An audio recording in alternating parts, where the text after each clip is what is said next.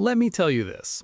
92% of people who set goals on January 1st have already quit by January 19th.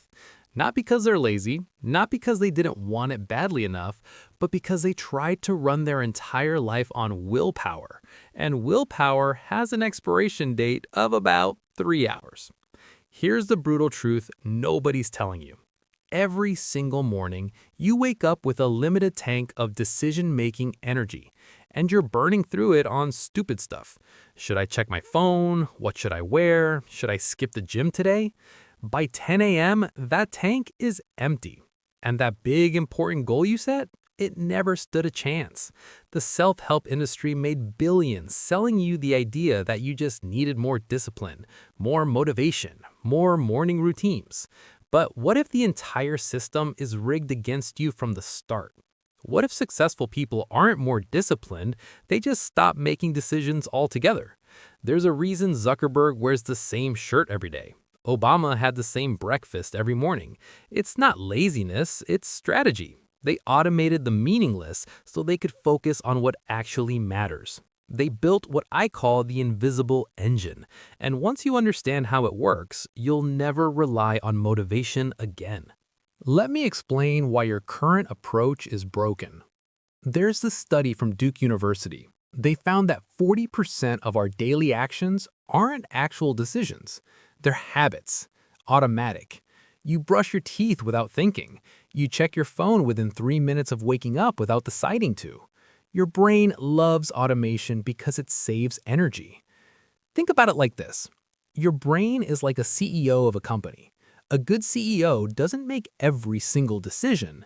They build systems, hire people, create processes, so the company runs even when they're not there. But what do? We try to manually control everything. Wake up, should I work out? Sit down, should I start writing? Get hungry, should I eat healthy? Every single decision burns through your willpower battery, and by noon, you're running on fumes. Here's the truth nobody wants to hear. Motivation is a scam. It's unreliable, it's emotional, it comes and goes like the weather. But systems don't care how you feel. James Clear, the guy who wrote Atomic Habits, said something that changed everything. You don't rise to the level of your goals, you fall to the level of your systems. Let me say that again. You don't rise to your goals, you fall to your systems. This is why New Year's resolutions fail 80% of the time. You set a goal, I'm gonna lose 20 pounds, but you don't build the system. So January 15th rolls around, motivation's gone, and you're back to old patterns. But what if, instead of lose 20 pounds, your system was, I automatically go to the gym at 6 a.m. Monday, Wednesday, Friday, because my bag is packed the night before and it's on my calendar. See the difference? One requires daily motivation. The other runs on autopilot. The most successful people in the world aren't superhuman. They're not grinding 20 hours a day on pure willpower. They've just built better operating systems for their lives. And here's what's crazy. Once you understand this, everything changes because you stop trying to be perfect every single day and you start building machines that make success inevitable. Okay, so how do you actually build systems? I'm giving you 3 steps. Only 3. Because if I give you 10, you'll do 0. Step 1, the 2-minute starter ritual. This is your ignition key. Every system needs a trigger that's so easy, so stupid simple that you can't say no. Want to write every day? Your system isn't write 1,000 words. That's terrifying. Your system is sit at desk, open document, write 1 sentence. The magic? Once you start, you usually keep going. But the barrier to entry has to be laughably small. Because remember, your brain is lazy. It's looking for excuses. Don't give it any. Here's a real example. A guy wanted to work out consistently. So he didn't say work out for an hour. He said put on gym shoes. That's it. Just shoes. And you know what? 90% of the time, once the shoes were on, he went. Your 2-minute starter isn't the goal. It's the gateway. Build the gateway so small you can stumble through it half asleep. Want to meditate? Don't commit to 20 minutes. Commit to sitting on the cushion for 2 minutes. That's the system. The rest takes care of itself. Want to read more? Your system isn't read for an hour, it's read one page before bed. One page, that's it. The barrier to entry is everything. Lower it until saying no feels harder than saying yes. Step 2. The environment architect method. Here's a weird truth. Your environment is stronger than your willpower. Way stronger.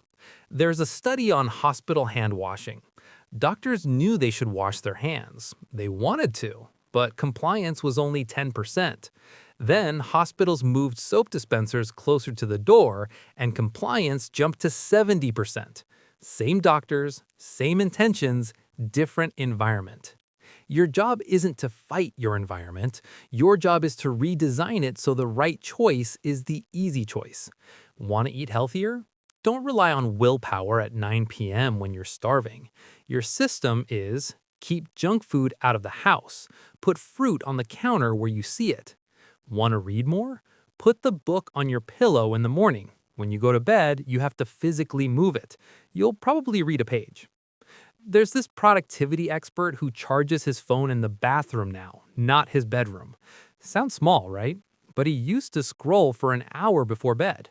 Now, he reads, because the book's on his nightstand and his phone's not. This is how you win.